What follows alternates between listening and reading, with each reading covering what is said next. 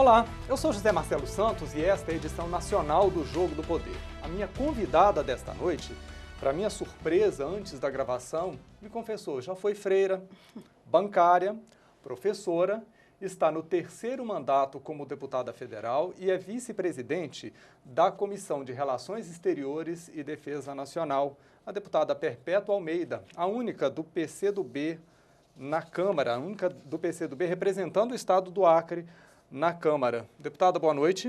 Boa noite, Marcelo. Obrigado pela entrevista. Quero conversar com a senhora muito hoje sobre esses incidentes diplomáticos que a gente tem se metido, mas antes não dá para a gente começar o programa sem falar do grande assunto do dia. Ontem à noite, a Câmara abriu mão, deixou, inocentou, não cassou o mandato do deputado Donadon. E a senhora, ao chegar aqui, na maquiagem, falou, estou muito cansada porque não dormi esta noite. Não acreditei naquele resultado. Não é? Foi surpresa? Foi surpresa e acho que isso entristece o parlamento brasileiro, entristece o Brasil. Você começou aqui falando o nome do programa, Jogo do Poder. Eu me sinto hoje completamente desempoderada. A gente fica se sentindo de mãos amarradas, porque acaba que o parlamento inteiro leva a culpa pelo processo todo e o povo passa a tratar todo mundo de igual por igual, não faz diferença. E eu nunca imaginei que uma pessoa condenada pela justiça brasileira em todas as suas instâncias, já com 40 dias no presídio, os parlamentares não se dessem conta de que ele não tinha mais condições de representar o povo, de ter um mandato. E por que a senhora acha que os parlamentares não se deram conta disso? Então, quando ele estava falando, eu tive um mau pressentimento. Eu acho assim que todo mundo tem aquela sua voz interior que você tem que escutar.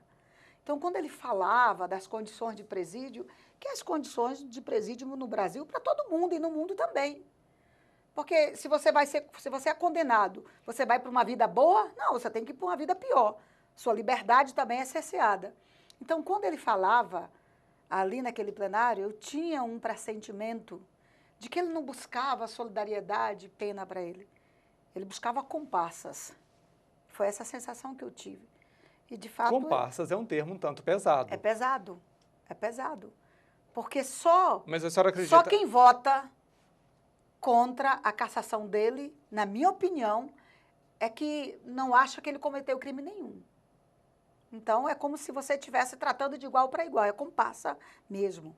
Agora, como é que a senhora atribui isso, essa decisão, no momento em que a sociedade brasileira foi para as ruas, fez protesto, colocou toda a categoria política na mesma vala, não é? Pressionou todo mundo, independente de partido. Foi um ato de coragem dessas pessoas que votaram pela não cassação, pela manutenção do mandato? Eu acho que foi um ato de quem não se preocupa com a sua importância naquele parlamento, com a representação da sociedade, com os apelos da sociedade. Para mim, isso não é ser corajoso, para mim, isso é ser covarde. Agora, o voto é secreto. O voto é secreto e quando você soma os que faltaram, os que se abstiveram e os que votaram contra a cassação, é a grande maioria, são 280. Ele teve 233 votos pela cassação, ficaram faltando mais, acho que 40 e poucos votos. Então, isso é covardia de quem não quer reagir ou de quem deixa para lá. Então, isso é alguém que não se preocupa com a sociedade. E como é que a senhora acha que isso vai repercutir?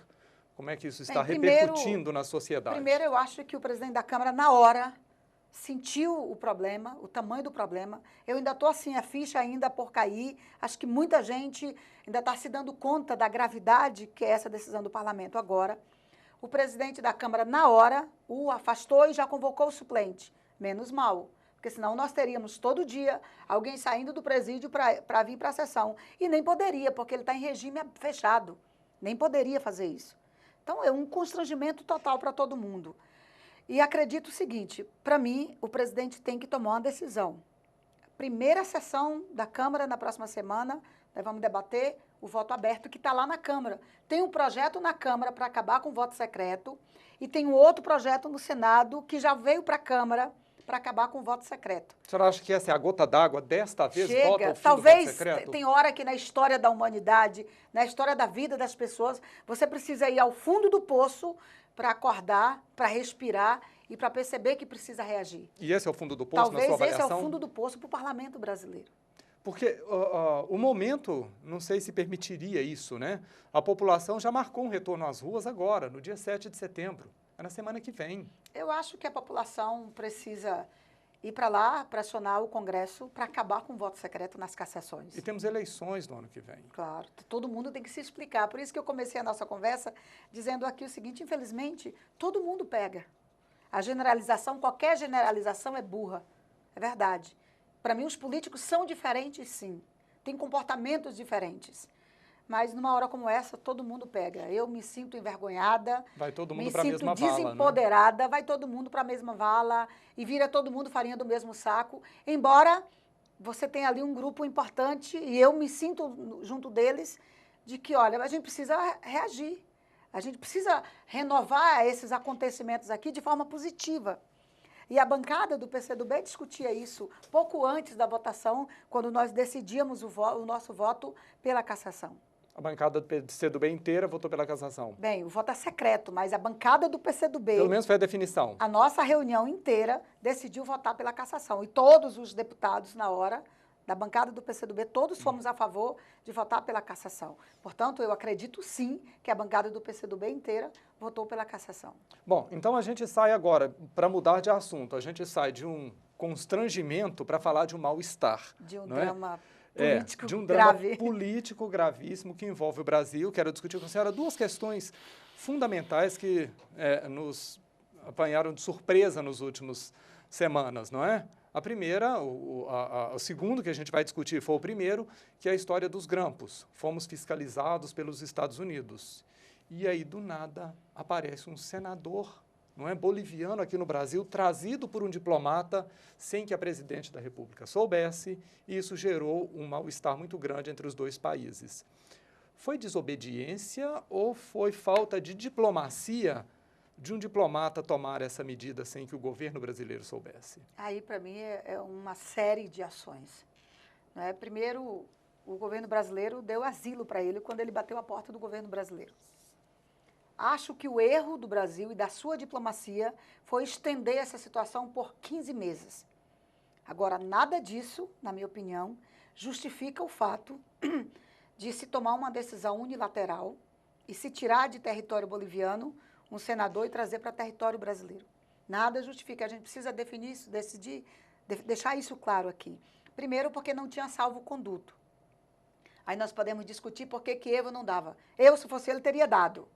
E o governo brasileiro estava nesse processo de negociação para garantir o salvo-conduto para tirar o senador da embaixada brasileira. A embaixada é um escritório lá.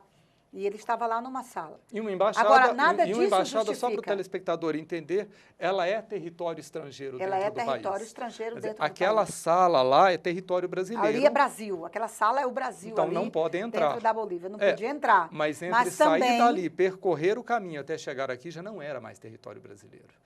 Não, claro, você estava infringindo a legislação daquele outro país, conduzindo o que a Bolívia usa tudo, alguém que estava respondendo por crime dentro de território boliviano para poder tirá-lo de lá. Então, em nenhuma circunstância isso podia ter acontecido. E a repercussão disso é muito negativa para o Brasil, porque as relações do Brasil com outros países, de certa forma, fica todo mundo olhando para a gente, como é que é? Que assim relação que eles é essa agem? que você... É assim que ele age? Que relações são essas que você quer construir? Isso fica um pouquinho mais complicado porque o Brasil assumiu um papel de liderança no continente. Claro. O Brasil é uma referência hoje na América do Sul, tem buscado fortalecer o bloco todo da América do Sul, para a gente chegar nas reuniões com os maiores do que nós, em pé de igualdade, quando você tem um bloco. Uma coisa é o Brasil chegar lá, discutir sozinho o Brasil. Outra coisa é você chegar com todo um bloco da América do Sul. Essa situação do senador boliviano eu acompanhei de perto. Fui na Bolívia por 2 momentos, como presidente da Comissão de Relações Exteriores, visitar estudantes. O Brasil tem pelo menos 20 mil estudantes na Bolívia, que estão lá fazendo medicina, outros cursos na área do petróleo. Visitei esses alunos porque a relação é sempre uma relação diariamente, como a gente diz lá no Acre, de arenga. entre bolivianos e acreanos, no caso de brasileiros. Visitei o senador por 2 momentos. Senti o clima pesado na embaixada. A situação psicológica do senador também muito ruim, mas que estava tocando. O Brasil deu a ele as condições necessárias para poder viver ali. Mas uma situação de estresse muito grande. Depois, quando sábado à noite eu soube da notícia de que ele estava voando já para Brasília, eu passei o domingo inteiro e a segunda-feira inteira tentando operar a situação e evitar com que ele fosse ao Congresso Nacional. E fui, inclusive, visitá-lo aqui em Brasília. Fui lá conversar com ele, explicar, olha, o senhor está aqui agora, o senhor já tem a liberdade que o senhor queria, agora uma ida no Congresso é provocar 2 presidentes ao mesmo tempo. Provocar o presidente da Bolívia e provocar a presidenta do Brasil. E por que se provocam esses 2 Porque presidentes? ali... A gente vai começar a falar sobre isso no próximo bloco. Faço intervalo comercial, volto daqui a pouquinho com a deputada Perpétua Almeida. Não sai daí.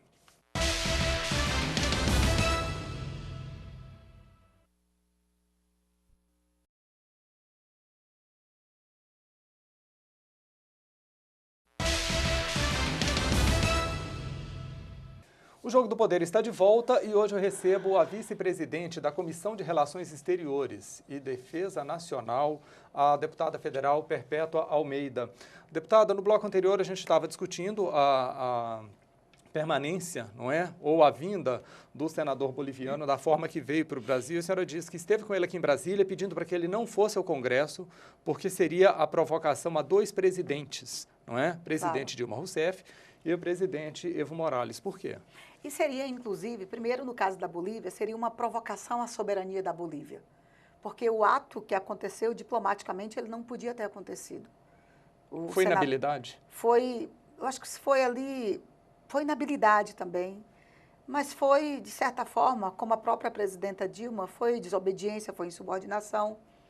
E eu compreendo a situação do diplomata que tomou a decisão. Ele estava num estado de nervos muito grande, estava preocupado com o quadro, não queria que nada acontecesse ali na mão dele. Então, para mim, você tem que dar sempre o desconto do ser humano. Quem agiu ali foi uma pessoa carregado de preocupações. Talvez você um tem que sentimento dar humanitário maior do que o político. Claro, com certeza absoluta. Mas nada disso justifica, você tem que botar as coisas como elas são. Portanto, a ida do senador Roger Pinto ao Congresso Brasileiro seria uma afronta à soberania da Bolívia depois do que aconteceu. E depois da demissão do ministro, ou pelo menos da troca, vamos dizer assim, da troca do ministro patriota, com quem eu particularmente tenho muito apreço, muita consideração, acho que ele fez um esforço grande para evitar com que as coisas terminassem daquela forma. Mas depois daquela reação dura da presidenta Dilma, seria uma afronta também ao governo brasileiro. Levar o senador ao Congresso é como dissesse assim, olha, o outro poder, que não o executivo, mas o legislativo, concorda com o que aconteceu. E abraça essa causa. Então, né? Aí eu coloquei, inclusive, para ele os riscos que era isso, inclusive para a permanência dele no Brasil. Quem vai decidir se ele vai ficar no Brasil vai ser a presidenta Dilma, ela que vai ter uma comissão que vai analisar, comissão de refugiados, e depois a palavra final é da presidenta Dilma. Então, vamos aqui tentar, eu acho que é hora da gente acalmar os ânimos.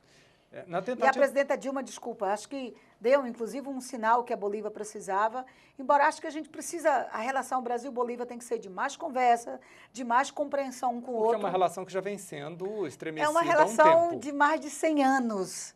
Por exemplo, aquela relação ali, Acre-Bolívia, por conta da Revolução Acreana, é uma relação estremecida.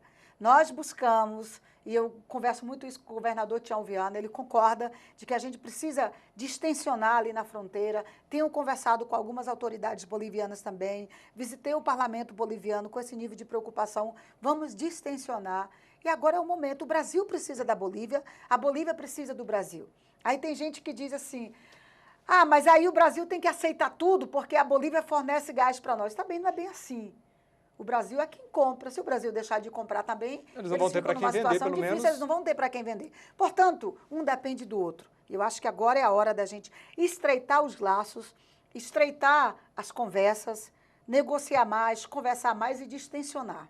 Quero discutir um pouquinho como distensionar isso, mas antes quero uma avaliação sua da medida adotada pela presidente Dilma Rousseff. A primeira coisa que ela fez foi troca o comando do Ministério das Relações Exteriores. Foi uma boa resposta ao governo boliviano? Eu acho que, não sei se foi também como uma resposta ao governo boliviano. Ou se foi só Eu uma acho que foi maneira uma de resposta punir? dela, a forma como ela quer que as coisas sejam conduzidas. A presidenta Dilma, de certa forma, se sentiu desautorizada, porque tudo isso aconteceu sem o conhecimento dela. Foi desmando. Qualquer decisão sobre a saída do senador da embaixada boliviana, ela só podia partir da relação de dois presidentes. Um dava o salvo-conduto, que é o presidente da Bolívia, e o outro autorizava a saída, que era a presidenta Dilma. Essa decisão estava no nível dessas duas autoridades. O presidente Evo Morales já pediu a devolução, né? A extradição Mas eu acho que agora foi também uma forma da do Bolívia senador reagir, se posicionar. e eu acho que agora os dois países vão tratar disso, olha, vamos aqui, daqui para frente, vamos ver o que se faz desse processo da legislação, Agora, qual é a lição que se tira de tudo isso também. há quem diga também que é uma forma que o incidente acaba servindo para o governo brasileiro devolver algum mal-estar ao governo vizinho, porque eles já nos fizeram raiva nos últimos anos, não é? Estatizaram, por exemplo, a Petrobras. Foi a forma que eles também... Mandamos uma empresa para lá e eles falaram assim, agora essa empresa não é mais do Brasil, é nossa. São discussões, por exemplo, eu particularmente não concordo com esse processo, mas nós também temos que ter alguns cuidados com o olhar de quem está do lado de lá. É muito fácil a gente fazer política ou viver na vida só olhando a partir do nosso olhar e do nosso lado, e a gente nunca se colocar do lado de lá. Eu me criei e comecei os movimentos sociais no Brasil, participando de manifestações no Fórum FMI, contra os Estados Unidos. Esse era o sentimento do povo brasileiro, que de certa forma se sentia quintal dos Estados Unidos. Não vamos negar, esse é o sentimento do povo boliviano Em relação ao Brasil. com relação ao Brasil.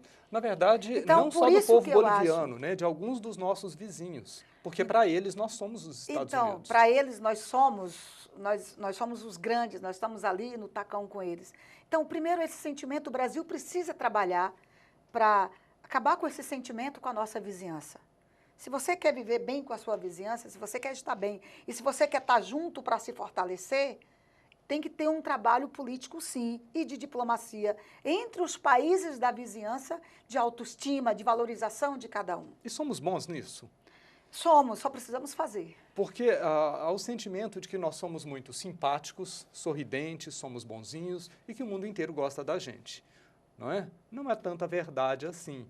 Mas nessas relações internacionais, na hora de fazer negociações políticas, negociações estratégicas, nós temos uma equipe de governo que sabe fazer isso ou precisamos aprimorar? Olha, claro que na vida a gente sempre precisa melhorar, a gente sempre precisa aprimorar, e nas relações internacionais também.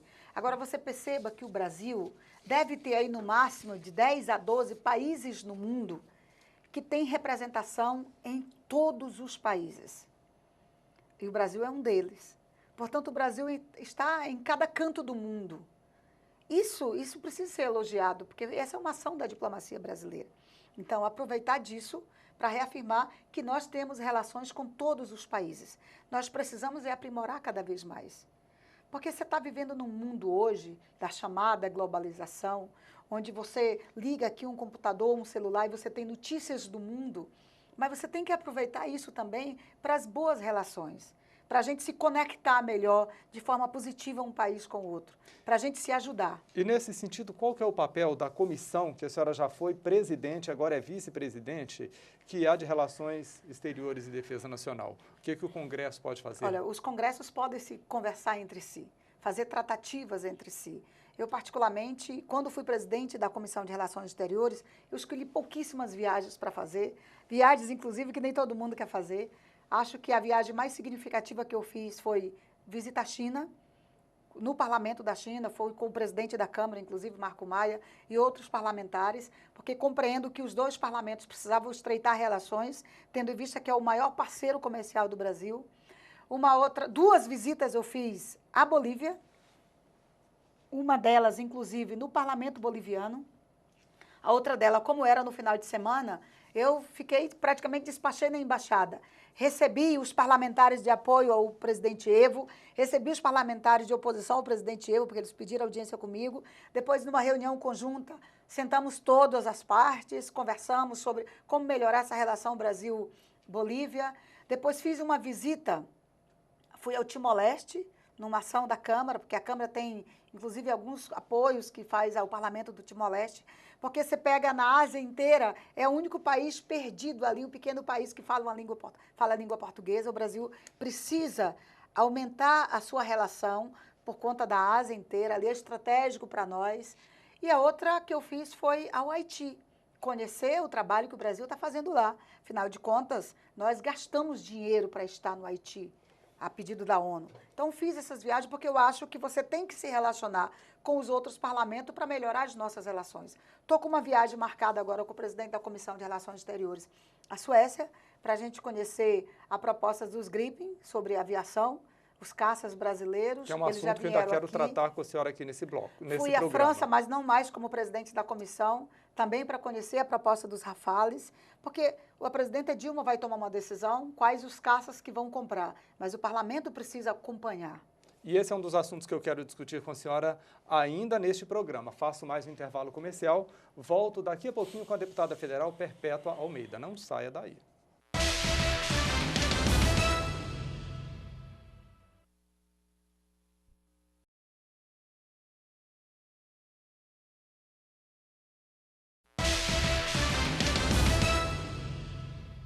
Estamos de volta com o Jogo do Poder e a minha convidada desta noite é a vice-presidente da Comissão de Relações Exteriores e Defesa Nacional da Câmara, a deputada federal Perpétua Almeida. Deixa eu te perguntar uma coisa, esse foi o nosso segundo incidente, né, ou pelo menos o nosso segundo caso recente envolvendo embaixada. Se não me engano, há 3 anos, o ex-presidente de Caracas, Manuel Zelaya, também foi se refugiar na Embaixada Brasileira e ficou lá 4 meses até a situação se resolver. Isso se deve ao fato de que os nossos vizinhos, eles nos encaram como amigos, sempre como aliados, nós somos tratados como aqueles que sempre vão abrigar os outros? Eu acho que sim, isso é positivo, isso não é ruim, isso é bom, porque o Brasil tem levado muito a sério essa coisa do salvo-conduto, da solidariedade, e o Brasil, essa questão das relações internacionais com outro país, os acordos que o Brasil assinou, os tratados que o Brasil assinou, então, eles sabem que país assinou tratado ou não. Por isso que essa decisão de tirar o senador boliviano e trazer ao Brasil foi uma decisão que custou caro para o país, o resultado disso, pelos exemplos positivos que o Brasil tem, pela sua história, de considerar o salvo-conduto, de considerar o apoio numa hora como essa. Agora, recentemente, um outro problema que a gente enfrentou, e aí já mudando um pouco de assunto, foi a espionagem norte-americana, que eles escutaram e monitoraram 3 bilhões e 200 milhões de e-mails e conversas telefônicas. A gente foi pego de surpresa ou alguém no Brasil tinha noção de que isso estava acontecendo? Olha, os Estados Unidos resolveram, de certa forma, escutar o mundo, né? Eles se sentem guardiões do mundo. E ninguém pode se sentir soberano da liberdade dos outros. Ninguém pode. E nem decidir sobre a vida dos outros. Você lembra aquela situação do Iraque, por exemplo, que depois virou uma desmoralização geral com o comportamento dos Estados Unidos. Depois era grande discussão se tinha ou não arma química. Depois se comprovou que não existiam armas ali, mas o país já estava destruído. Hoje eu fico me perguntando, o que foi pior para o Iraque e para outros países? A situação, você tem um país hoje como terra arrasada. Hoje tem a mesma desculpa, percebam, que os mesmos argumentos usados contra o Iraque estão sendo usados agora contra a Síria. Eu fico me perguntando qual é a pior situação na Síria. É o pós-invasão ou é a situação que eles estão vivendo? Será que se nós deixássemos ali aquela situação, eles buscassem se resolver, não seria humanamente talvez um resultado menos dramático do que a invasão? Aliás, o Brasil tem se posicionado contra a invasão de países. E, de certa forma, os brasileiros e vários países do mundo se sentiram invadidos na sua privacidade com essas escutas dos Estados Unidos. O que me preocupou é que numa das audiências da Câmara, e aí choveu de audiências, de requerimentos, uma dessas a gente fez conjunto com a Comissão de Relações Exteriores do Senado, é que, primeiro, o Brasil não tinha contra-informação. Brasil e outros países também, aqui é bom reafirmar, outros países também, como o Brasil, foram pegos de surpresa. Só souberam porque alguém vazou. Não fomos nós que descobrimos que estávamos pelos sendo nossos próprios fiscalizados. méritos, que estávamos sendo, de certa forma, invadidos. E esse é um problema nosso? A gente Esse não é um problema para acredita nós que a gente resolver. está exposto a esse tipo de risco e, portanto, Eu a gente acho não até busca que se nós proteger? acreditamos, sabemos, e isso existe no mundo inteiro. Se você conversar hoje com qualquer empresário, e como eu tenho lidado com esse debate sobre defesa nacional e os projetos estratégicos de defesa, tem algumas empresas brasileiras que participam de concorrências internacionais, elas me dizem, deputada, às vezes a gente perde uma concorrência por centavos. Que história é essa? Eles estão sendo espionados também.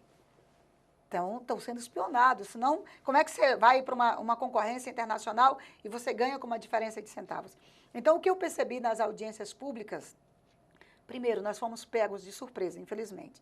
Segundo, o Brasil não está preparado para poder fazer esse enfrentamento, para poder evitar isso.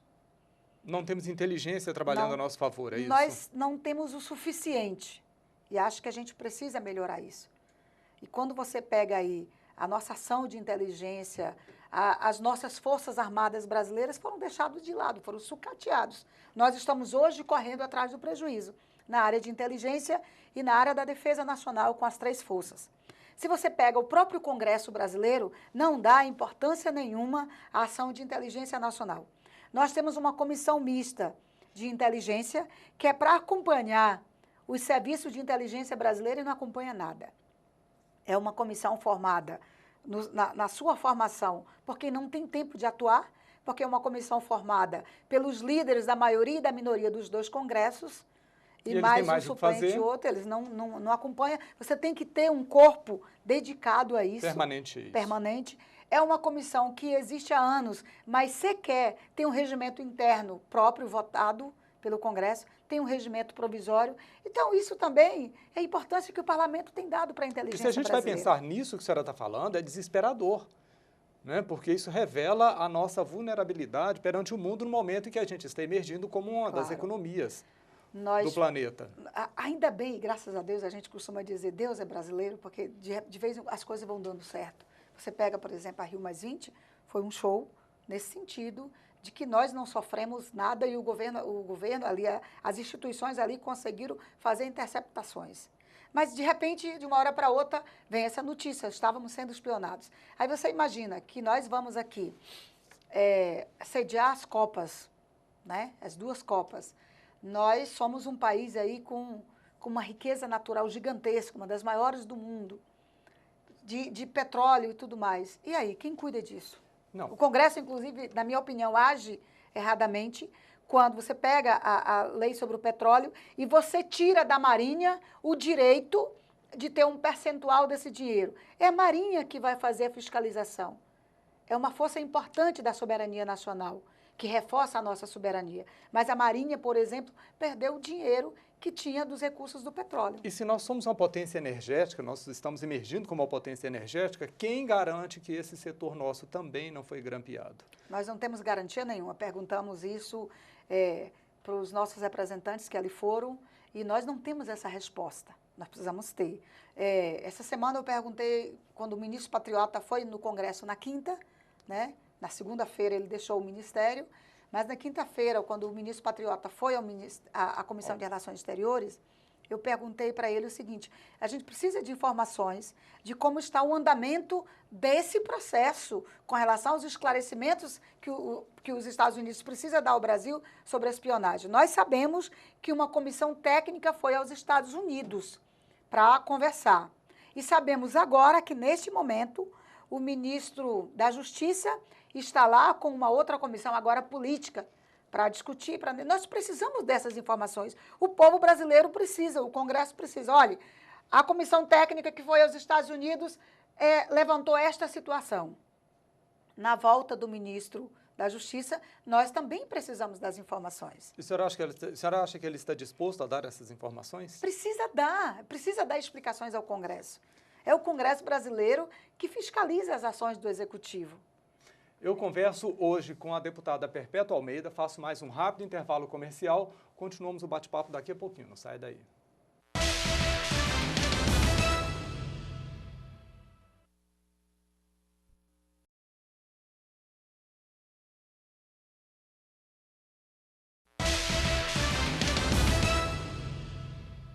O Jogo do Poder está de volta. Eu recebo nos estúdios da CNT em Brasília a vice-presidente da Comissão de Defesa Nacional e Relações Exteriores, Perpétua Almeida.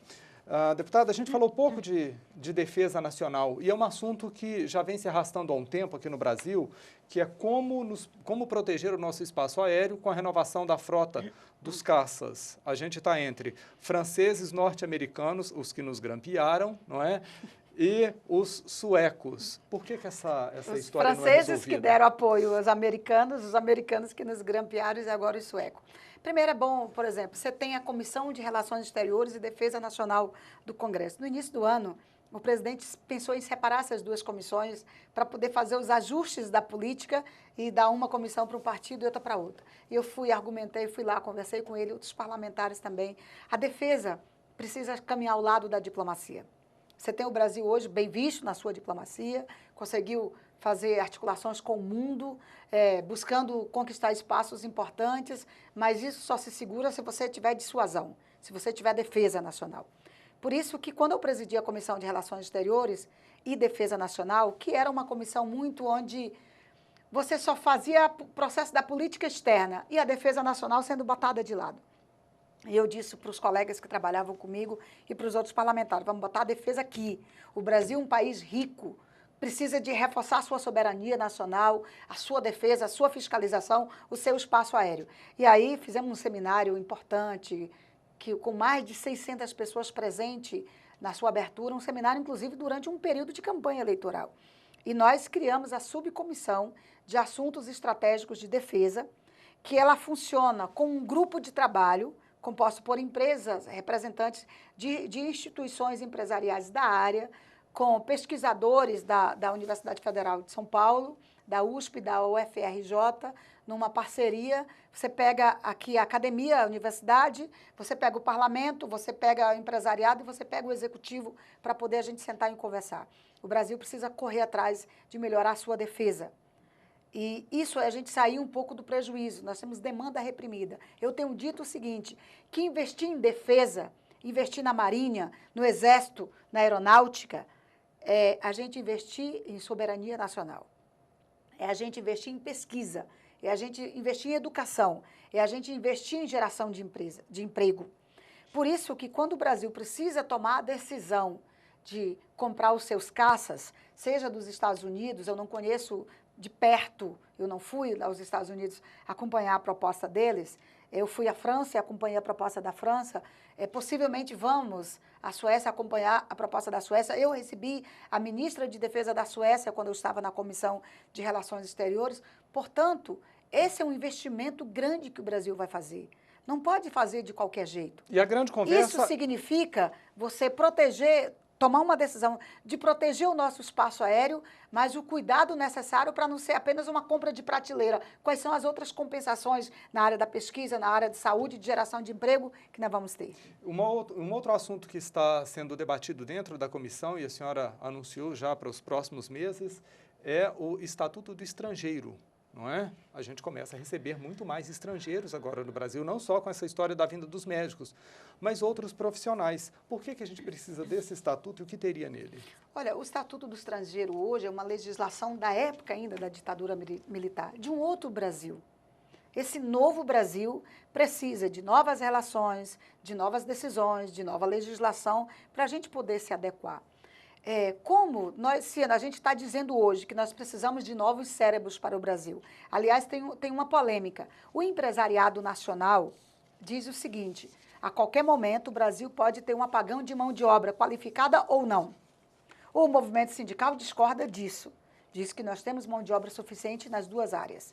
Mas você tá pegando agora um exemplo real de que a presidenta Dilma bateu o martelo e decidiu que vai atender o povo brasileiro com médicos, porque nós não temos médicos suficiente e que queiram ir para os rincões brasileiros, para as comunidades mais distantes.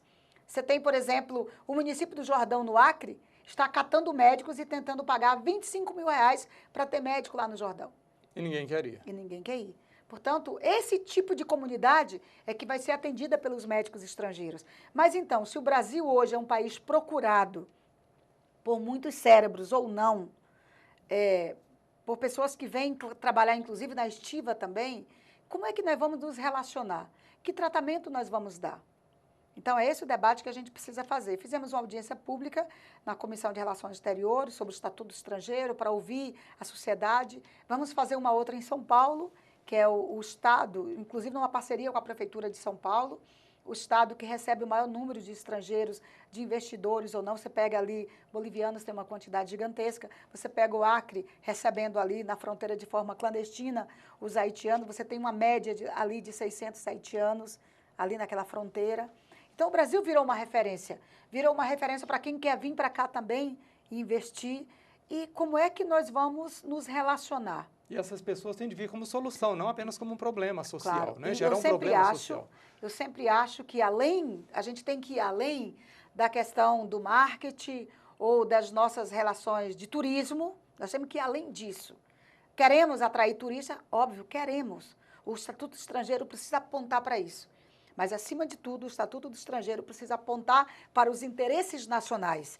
O que interessa ao Brasil hoje de atrair para cá? Para quem vai nos ajudar a gerar emprego, a gerar oportunidades, a investimentos na área da saúde, na área da pesquisa. A presidenta Dilma, quando tomou a decisão daquele programa Ciências Sem Fronteiras, porque ela quer dar oportunidade aos estudantes brasileiros de irem para fora buscar novas oportunidades, mas ela também quer chamar outros cérebros e outros estudantes do exterior para vir para cá, conhecer o Brasil, se encantar com a possibilidade de empregar seu conhecimento aqui também.